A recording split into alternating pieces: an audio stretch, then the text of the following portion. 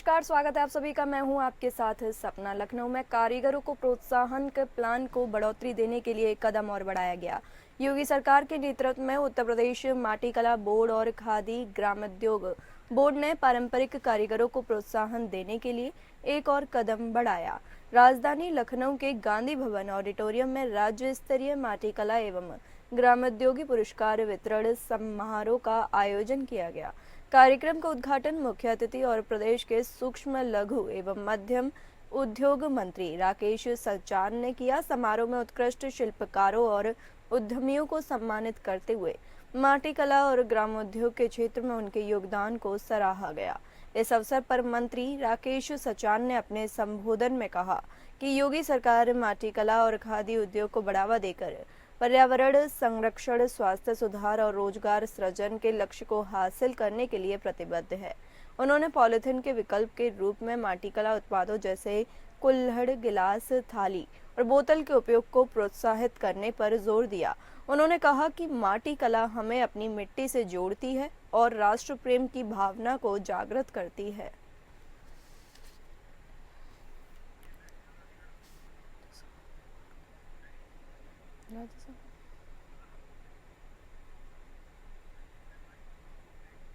राज्यसभा में मेवाड़ के राजा राणा सांगा को गद्दार कहने वाले समाजवादी पार्टी के सांसद रामजी लाल सुमन को लेकर अलीगढ़ में उत्तर प्रदेश सरकार के दर्जा प्राप्त मंत्री रघुराज सिंह ने कहा कि यह मुगलों की नाजायज औलाद है।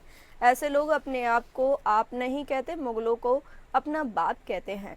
ये देशद्रोही हैं, इन पर देशद्रोह का मुकदमा चलना चाहिए। अखिलेश सोने की चम्मच लेकर पैदा हुए हैं, वो विदेश में पढ़े हैं, उनको यहाँ की भौगोलिक स्थिति के बारे में नहीं पता। इस बार उनका एक भी ठाकुर नहीं जीतेगा। मंत्री रघुराज सिंह ने कहा कि देखिए, ये मुगलों की नाजायज औलाद है जो ठाकुरों और रड़ बाकुरों के लिए ऐसे शब्दों का प्रयोग करते हैं। इसलिए उनका पूरा इतिहास आप पूछ लोगे तो मैं उनको नाजायज औलाद ही कहूंगा।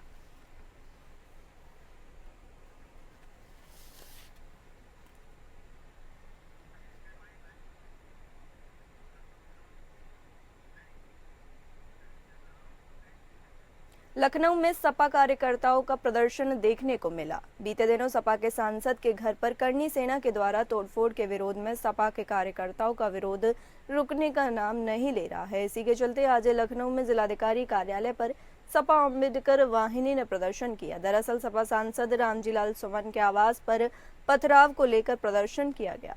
प्रदर्शन कर सपा सांसद रामजी लाल सुमन की सुरक्षा बढ़ाने की मांग की गई। प्रदर्शनकारियों ने इस दौरान जिलाधिकारी लखनऊ को ज्ञापन भी सौंपा।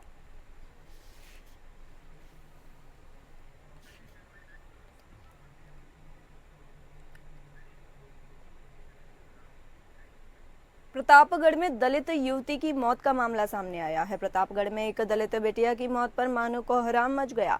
हंगामा ऐसा कि पुलिस अधिकारियों के हाथ पांव फूल गए। कई थानों की पुलिस और पीएसी को तैनात किया गया। गुस्साए लोग पुलिस पर पत्थर फेंकते, ईंट फेंकते और अपने बचाव में पुलिस लाठी चलाती। काफी देर तक प्रतापगढ़ के रानीगंज इलाके में ये तांडव होता रहा। दरअसल कोमल सरोज नाम की लड़की मां मल्टी स्पेशलिटी क्लिनिक एवं हॉस्पिटल में जॉब करती थी। उसकी नाइट ड्यूटी चल रही थी। मां के मुताबिक वो रोज की तरह काम पर गई, लेकिन रात 11 बजे अस्पताल में उसकी मौत हो गई। परिजनों का आरोप है कि उनकी बेटी की रेप और हत्या की गई है। अब वो इंसाफ मांग रहे हैं। आरोप है कि पुलिस ने मामला दर्ज करने में हिलाहवाली की, जिसके बाद लोगों का गुस्सा फूट पड़ा। लोगों ने शव को सड़क पर रखकर प्रदर्शन करना शुरू कर दिया, हंगामा खड़ा कर दिया। लोगों को हटाने के लिए पुलिस पहुंची तो पुलिस टीम पर हमला भी कर दिया गया। पथराव हुआ जिसमें कई पुलिस वाले घायल हुए। सीओ का सिर फूट गया तो पुलिस ने भी लाठीचार्ज किया, जिसमें कई लोग चोटिल भी हुए हैं।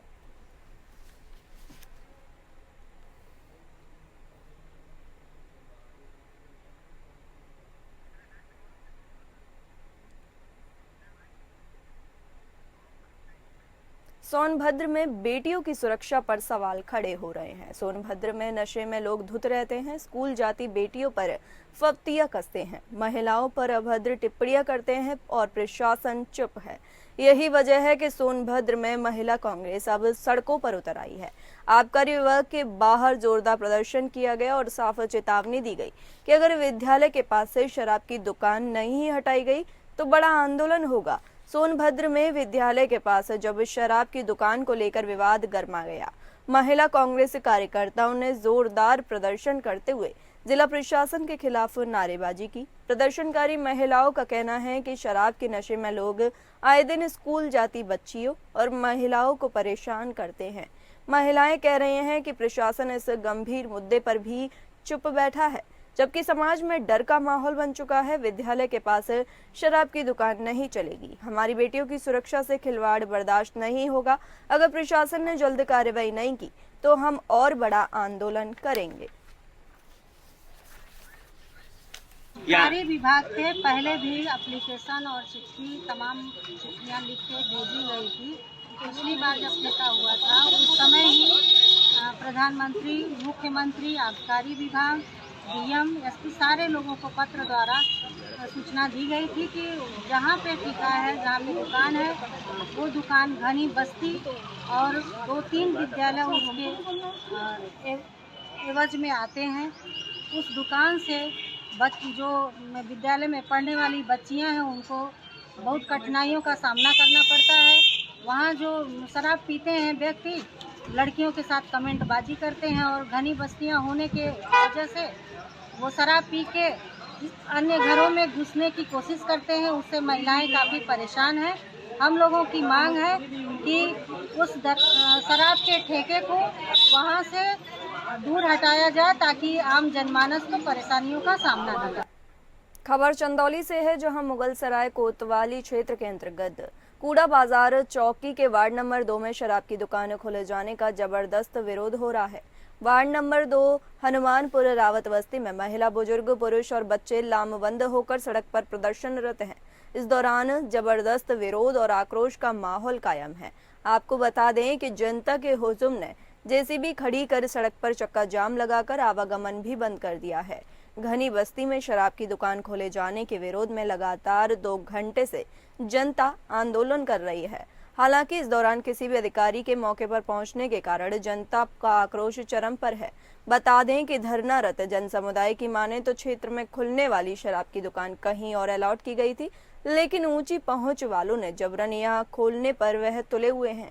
इस दौरान शाहकुटी सभासद प्रतिनिधि आदर्श जायसवाल ने कहा कि क्षेत्र में शराब की दुकान खोले जाने के विरोध में क्षेत्रवासियों की ओर से सभी जगह पत्र लिखा गया था। यहां तक कि विधायक मुगलसराय और जिला आबकारी को भी पत्र दिया गया। कहा कि विधायक रमेश जायसवाल द्वारा जिलाधिकारी को पत्र लिखकर शराब की दुकान को उसके अलॉटमेंट स्थल पर ही खोलने की बात कही गई थी, लेकिन अधिकारियों के आश्वासन के बाद भी कोई कार्रवाई अमल में नहीं लाई गई। लोगों ने बताया कि घनी आबादी वाले इलाके में शराब की दुकान खोले जाने माहौल खराब होगा और समाज पर नकारात्मक प्रभाव पड़ेगा। मामला ये है कि यहाँ जबरदस्ती शराब की दुकान खुल रही है, उसके खिलाफ हम लोग मोहल्ले के महिलाएं, बच्चों और पुरुषों के साथ हम लोग धरना प्रदर्शन विगत दिनों हम लोग मोहल्ले के लोगों को लेकर, सम्मानित नागरिक रावत बस्ती के लोगों को लेकर कोतवाली महोदय को, कोतवाल को ज्ञापन दिया गया। फिर उसके बाद माननीय विधायक जी को भी दिया गया ज्ञापन। फिर उसके बाद हम लोग विधायक जी कहे कि डीएम कार्यालय जाइए। डीएम कार्यालय हम लोग डीएम साहब को दिया गया, कप्तान साहब को दिया गया। फिर कुछ दिन बाद सीओ साहब, कोतवाल साहब आए मौके पर, कहने लगे कि यहाँ तो दुकान नहीं खुलना चाहिए। खाली आश्वासन पे आश्वासन। आप लोगों को मीडिया के माध्यम में बताना चाहता हूँ, 50 मीटर की दूरी पर यहाँ मंदिर है, उसके 10 कदम पर इमाम चौक है, इधर मंदिर है, यह सामने हॉस्पिटल दिखा रहा है, कोचिंग दिखा रहा है, यह सामने मीनारा मस्जिद है, उस पट्टी मुस्लिम बस्ती है। अगर खुल जा रहा है किसी तरह दबाव में, गुंडागर्दी के बदौलत, पुलिस के बल पे खुल जा रहा है बाई चांस। मेरी मांग ये है कि यहाँ पे दारू का ठेका नहीं खुलनी चाहिए। रावत बस्ती में जहाँ का वो है दुकान खुलने का आदेश है सरकार का, वहाँ खुलना चाहिए। रावत बस्ती में नहीं खुलेगा। अचानक से आप लोग इतनी संख्या में? अचानक से नहीं, हम लोग जिलाधिकारी को, वहाँ पे कोतवाल साहब को, डीएम ऑफिस, डीओ ऑफिस, सबको हम लोग सूचना दिए। सब लोग आए, आश्वासन दे, पत्र मिल जाए। सीओ साहब भी आए, यहाँ पे घूम के चले गए, लेकिन कुछ नहीं हुआ। काम इतना जोरों शोरों से हो रहा है। हरदोई में काली पट्टी बांधकर नमाज पढ़ी गई। All India Muslim personal law ने मुस्लिम समुदाय के लोगों से काली पट्टी बांधकर अलविदा की नमाज अदा करने को कहा था। नमाजियों ने बाजू पर काली पट्टी बांधकर मोदी सरकार के जरिए वक्फ बिल में संशोधन का कड़ा विरोध जताया। नमाजियों ने बाजू पर काली पट्टी बांधकर नमाज पढ़ी। नमाज के बाद नमाजियों ने वक्फ संशोधन बिल का विरोध करते हुए कहा कि मुसलमान वक्फ में संशोधन को कभी स्वीकार नहीं करेगा। नमाज के वक्त हरदोई में पुलिस प्रशासन अलर्ट रहा। ये मुस्लिम पर्सनल लॉ वक्फ बोर्ड की तरफ से मुस्लिम पर्सनल लॉ वक्फ बोर्ड जो है उन लोगों ने हमसे मांग की है, सारे मुसलमानों से मांग की है आज काली पट्टी बांधकर सिर्फ अपना एहतजाज दर्ज कराया जाए, अपना विरोध सरकार को दर्ज कराया। जो वक्फ बिल लाया जा रहा है वो बहुत ही गलत है, उससे हमारी जो स्वतंत्रता है उस पर हनन है। उसके विरोध में हम लोग काली पट्टी बांध के आज एहतजाज कर रहे हैं, नमाज पढ़ेंगे। इसके अलावा हमारा और कोई उसका नहीं है। खाली काली पट्टी बांध के गवर्नमेंट को ये बताना चाहते हैं कि हम उनके वक्फ बिल लाने से नाराज हैं। बिजनौर में रमजान के आखिरी जुम्मे की नमाज शांतिपूर्ण ढंग से संपन्न कराई गई। जिले की सभी मस्जिदों में नमाज केवल मस्जिद परिसर में ही अदा की गई। सड़कों पर कहीं भी नमाज नहीं पढ़ी गई। दोपहर 1:45 बजे से शुरू हुई नमाज का सिलसिला 2:30 बजे तक चला। विभिन्न मस्जिदों में अलग अलग समय पर नमाज अदा की गई। नमाज के बाद मुस्लिम समुदाय ने देश में अमन, शांति और तरक्की की दुआ मांगी। सुरक्षा के पुख्ता इंतजाम किए गए थे। शहर की चाहशीरी जुमा मस्जिद में SP city Sanjeev Vajpayee, CO city संग्राम सिंह और शहर कोतवाल उदय प्रताप भारी पुलिस बल के साथ मौजूद रहा।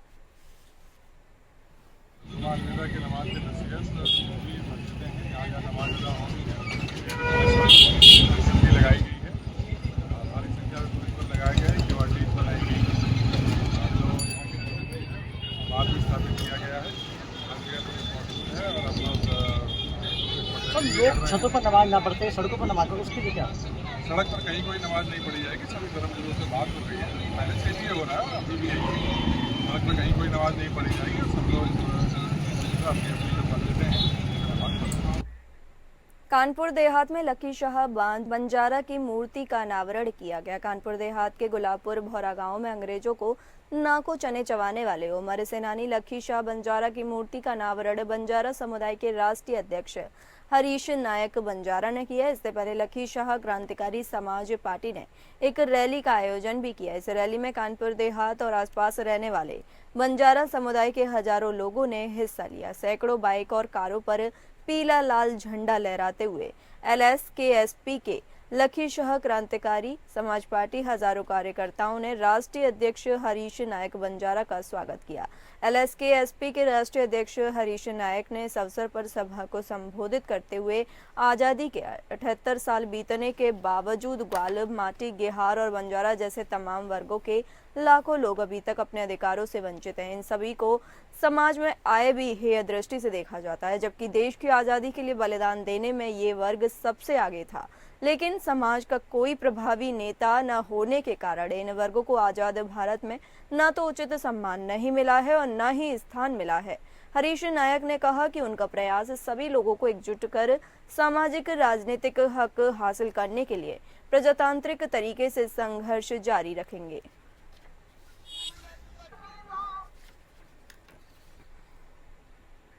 अब वक्त तो चला एक छोटे से ब्रेक का।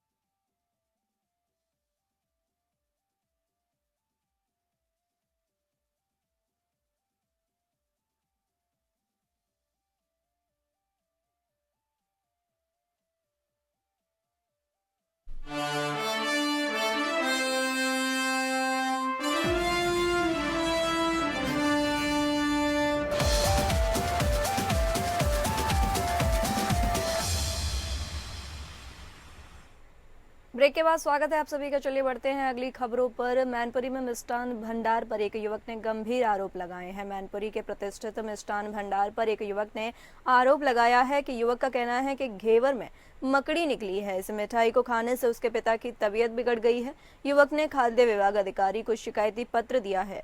इस शिकायत के बाद खाद्य विभाग अधिकारी ने प्रतिष्ठित मिष्ठान भंडार से भारी सैंपल लिए हैं। पूरा मामला मैनपुरी के नारायण मिष्ठान भंडार का है।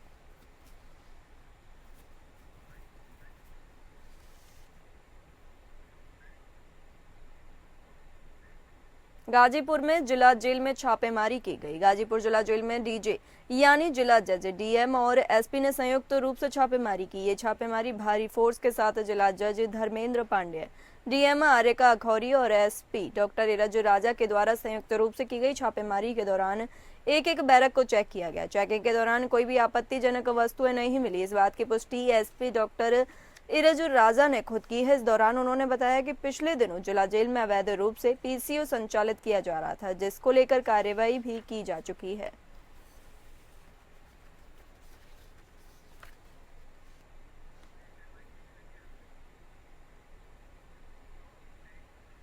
हरदोई में अपराध की रोकथाम के लिए अभियान चलाया गया। हरदोई में अपराध की रोकथाम, चोरी, नकबजनी, लूट की घटनाओं पर प्रभावी अंकुश लगाने और वांछित अभियुक्तों की गिरफ्तारी के लिए अभियान चलाया जा रहा है।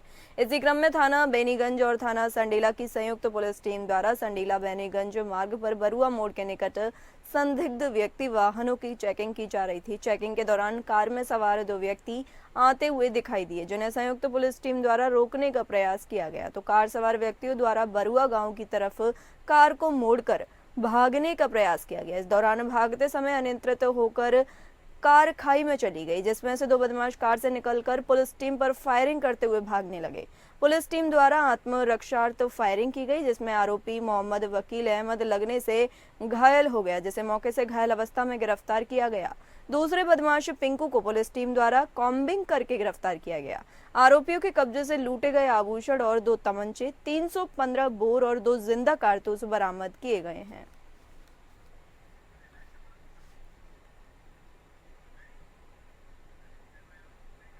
बस्ती में दिन दहाड़े लूट की घटना सामने आई है। उत्तर प्रदेश के बस्ती में दिन दहाड़े लूटपाट की घटना को अंजाम देकर अपराधियों ने पुलिस को सीधी चुनौती दे दी है। दिन में हुई इस घटना से जहां इलाके के लोगों में दहशत है, वहीं पुलिस जल्द ही मामले का खुलासा करने का दावा कर रही है। बताया जा रहा है कि व्यापारी के ऑफिस में ही लूट हुई, जिससे लोगों की चिंता बढ़ गई है। रिपोर्ट के मुताबिक पुरानी बस्ती थाना क्षेत्र के बाबा ढाबा हड़िया के पास लूटपाट की घटना हुई है। दिन दहाड़े हुई इस घटना से एक तरफ जहां लोगों को सुरक्षा की चिंता हो गई है, वहीं व्यापारियों में हड़कंप मच गया है। बताया जा रहा है कि बदमाश 2,98,000 लूट कर फरार हो गए हैं। फिलहाल पुलिस जांच कर बदमाश को पकड़ने की तैयारी में जुट गई है।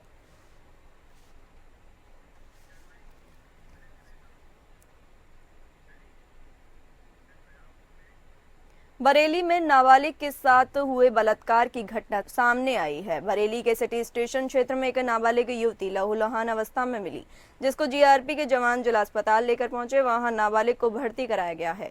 जीआरपी कप्तान आशुतोष शुक्ला ने बताया कि लड़की ट्रेन से उतरकर स्टेशन पर रुकी थी। इसी दौरान उसके साथ बलात्कार की घटना को अंजाम दिया गया है। युवती के परिजन भी बरेली पहुंच गए हैं। पुलिस लड़की का मेडिकल कराने के बाद जांच में जुट गई है।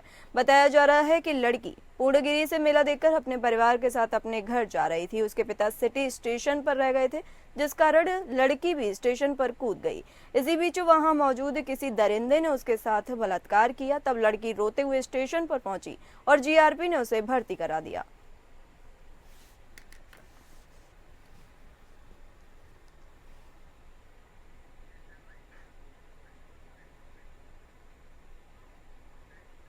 बरेली में पुलिस और बदमाशों के बीच मुठभेड़ हो गई। बरेली की सिरौली पुलिस ने मुठभेड़ के दौरान 25,000 रुपए के इनामी बदमाश विशाल को गिरफ्तार किया है। पुलिस ने उसे इलाज के लिए जिला अस्पताल में भर्ती कराया। आरोपी के पास से एक तमंचा, 1 कारतूस और 220 रुपए नगद बरामद हुए हैं। विशाल कई गंभीर अपराधों में वांछित था और उसके खिलाफ जिले के विभिन्न थानों में करीब 8 संगीन धाराओं में मुकदमे दर्ज थे। दरअसल सिरौली थाना क्षेत्र के आंवला शाहाबाद रोड पर विशनपुर चौराहे पर जब पुलिस वाहन चेकिंग कर रही थी, पुलिस ने एक बाइक सवार को रोका तो बिसौली रोड की ओर वह भागने लगा। पुलिस ने उसे लिलौर झील के पास घेर लिया। आरोपी ने पुलिस पर फायरिंग शुरू कर दी, जिसके बाद पुलिस ने जवाबी कार्रवाई की, जिससे विशाल को पैर में गोली लग गई। पूछताछ में उसने अपना नाम विशाल बताया और बताया कि बाइक उसने अपने दोस्त विशाल शर्मा से ली थी। उसने 7 महीने पहले शिवपुरी के पास बाइक लूटने की वारदात को भी कबूल किया है। आरोपी विशाल पर एसएसपी ने 25,000 रुपए का इनाम घोषित किया था।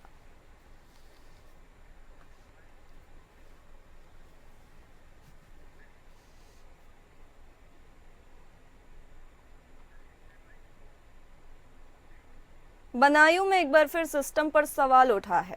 बदायूं में एक ई रिक्शा चालक ने एसएसपी आवास के सामने रात खुद पर ज्वलनशील पदार्थ डालकर आत्मदाह की कोशिश की।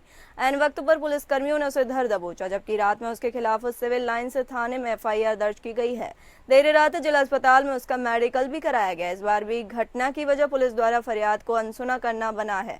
मामला सदर कोतवाली इलाके के मोहल्ला लोचन कला का है। यहाँ रहने वाला छवि राम ई रिक्शा चलाता है। बताया जाता है कि राम रहीश 2 दिन पहले रात को ई रिक्शा चलाने के बाद शराब पीकर घर लौटा और उसने नशे में अपने पड़ोसी का दरवाजा खटखटा दिया।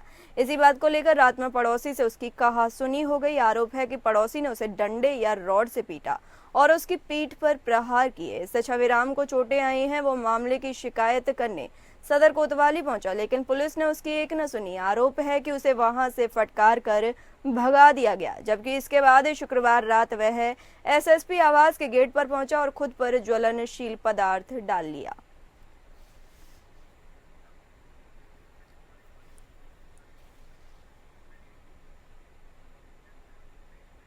गाजीपुर में रील बनाने के चक्कर में जान चली गई। गाजीपुर के स्टेशन चौराहा पर एक दिल दहला देने वाली घटना घटी। पोस्टमार्टम हाउस में तैनात चंद्रशेखर रावत की रील बनाने के दौरान मौत हो गई। देर रात चंद्रशेखर इलेक्ट्रिक रिक्शा के ऊपर चढ़कर डांस कर रहे थे, तभी रिक्शा ड्राइवर ने गाड़ी आगे बढ़ा दी। असंतुलित होकर वह नीचे गिर गए और गंभीर रूप से घायल हो गए। आनन फानन में उन्हें सदर अस्पताल ले जाया गया, लेकिन डॉक्टरों ने ईसीजी करने के बाद उन्हें मृत घोषित कर दिया। इस घटना का वीडियो सोशल मीडिया पर तेजी से वायरल हो रहा है। जैसे ही परिवार को खबर मिली, उनके बेटे सूरज, बहू और बेटी अस्पताल पहुंचे। पुलिस को सूचना दी गई, जिसके बाद विशेश्वरगंज चौकी इंचार्ज रोहित द्विवेदी ने कानूनी प्रक्रिया पूरी कर शव को पोस्टमार्टम के लिए भेज दिया। ये घटना एक बार फिर चेतावनी देती है कि सोशल मीडिया पर वायरल होने की होड़ में जिंदगी से खिलवाड़ नहीं करें। एक छोटी सी लापरवाही की कीमत कभी कभी जान से चुकानी पड़ती है।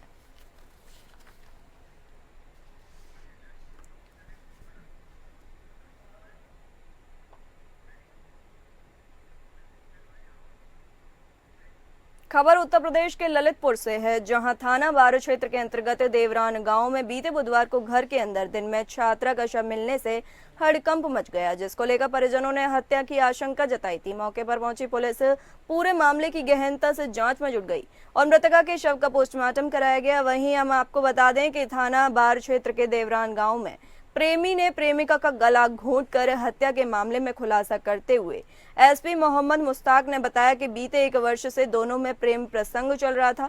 प्रेमिका द्वारा कुछ दिनों से बातचीत बंद कर दी गई थी, जिससे प्रेमी सोनू प्रजापति परेशान था और प्रेमिका की हत्या करने की योजना बना रहा था। आपको बता दें कि बीते बुधवार को प्रेमी हत्या करने में सफल रहा और हत्या करने के बाद मौके से फरार हो गया था। उसके बाद प्रेमिका के परिजनों के साथ घूमने लगा, जिससे कि पुलिस को उस पर कोई शक न हो। लेकिन पुलिस ने पूरे मामले का खुलासा करते हुए आरोपी को गिरफ्तार कर लिया है और जेल भेज दिया है।